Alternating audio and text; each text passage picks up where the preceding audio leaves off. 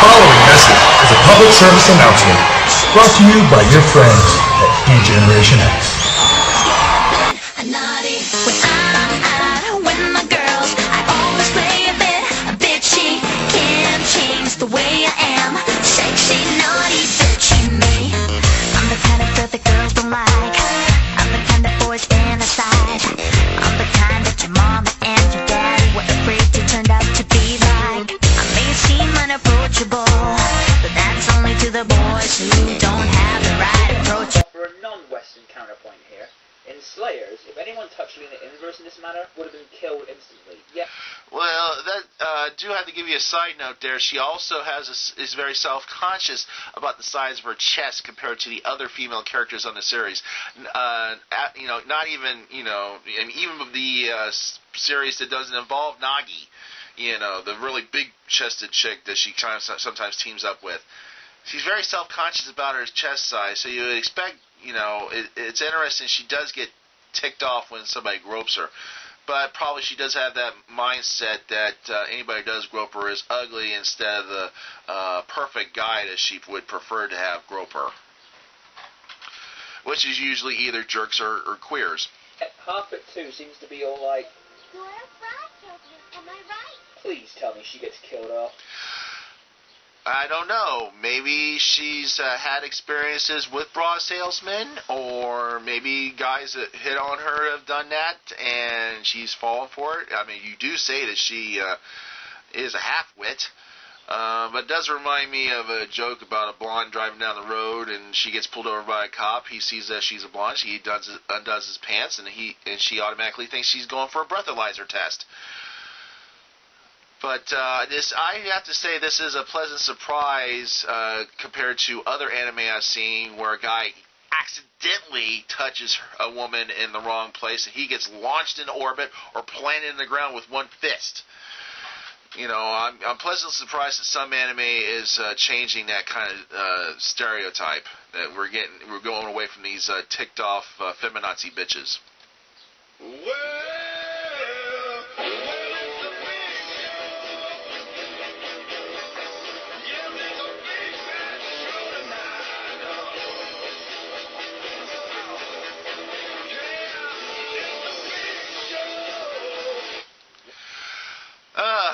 For all you people out there who might not be into professional wrestling, as the theme music to The Big Show, a very large, very tall wrestler in the WWE, RandomDCE decided to use this theme music for this very big brawler guy who just entered the fight scene.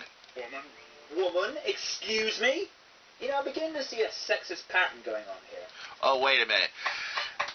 A guy she's a woman. Okay, at least he didn't call her little girl or whore or slut or babe or harlot or anything that would be less demeaning. Oh my God, calling her a woman is sexist. Yes, she's the only woman there, and a bunch of guys, it looks like an all-guy school, for my opinion, with the scenes I've seen. First of all, Half-Wit 2 is the only female character so far. Almost every guy talks about how big her boobs are. Of course. They're guys. What would, I guess you'd probably be rating her IQ by now, but, normally guys kind of rate what women do look like. It's a normal thing for straight men to do such a thing, regardless of what you and your fellow negative fan service guys claim. At least up to my generation, we kind of looked at women, attractive women like that. We're not mind readers here, so, of course, they want to get with her. Duh.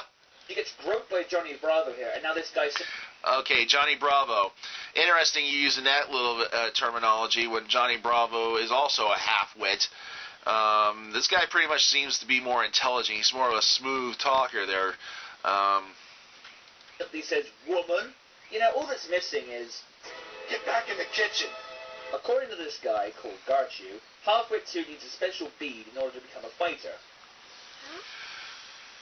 Yeah. He's reminding her. Say, It's okay to fight as long as you have the bead. He's not saying you can't fight because you're a woman. She just needs a bead.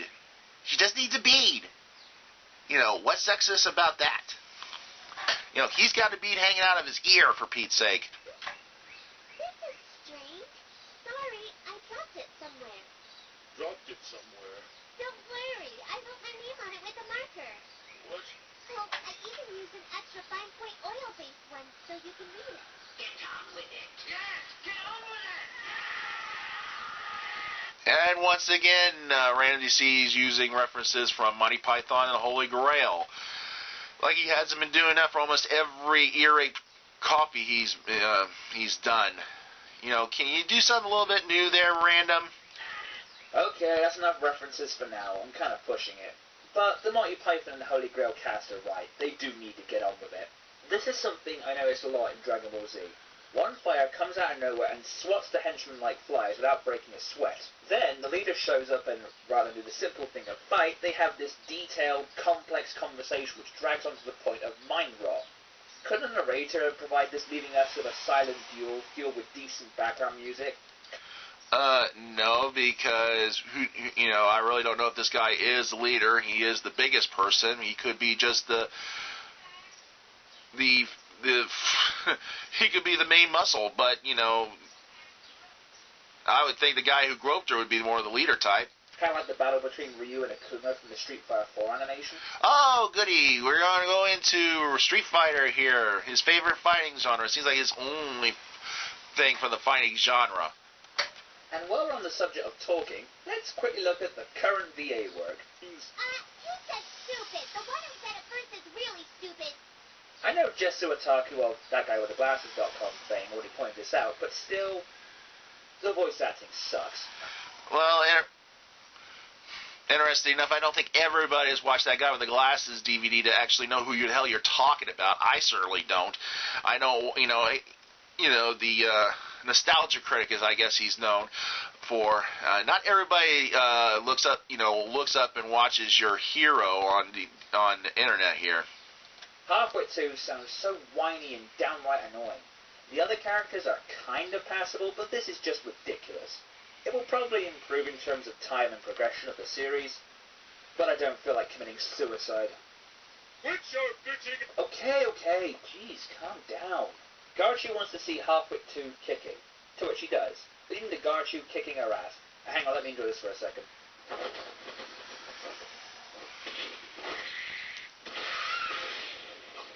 I know. That's not really kicking her ass. She kicks him in the side, he grabs her by the leg, throws her in the air, and throws her across the thing. Kicking her ass is like he'd be basically actually punching her in junk.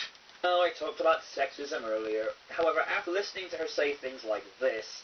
And my hobbies are flower arrangement and tea ceremony. Wouldn't you want to kick her ass as well? Well, it's interesting to note that it had to take some super giant muscle-bound dude to kick her ass while she can kick just about everybody else's butt. Kind of says something more about the inadequacy of the other guys as opposed to her being a woman or not. I'm also seeing a problem with this Romance of the Three Kingdoms interjections. It's as if the show expects us to know every single thing about the novel, when I've never heard of it to begin with. Who cares? Imagine if Nintendo made a new Super Smash Bros. Based on A Midsummer Night's Dream. It expects you to know everything about it. Plus, the idea these characters are embodying the characters in the novel makes no sense. Well, I think more people know about A Midsummer Night's Dream than what this series is talking about, too. I get the concept of a namesake, like with Megatron from Beast Wars, naming himself after the original Decepticon leader from G1, but this is ridiculous. I mean, Hellsing cannot simply rename himself Napoleon and expect to instantly become that person. It's I don't know. Most people usually call him Unicron. kind of retarded. The Kanto region is now in a turbulent era. The Kanto region? Why? Is Team Rocket back?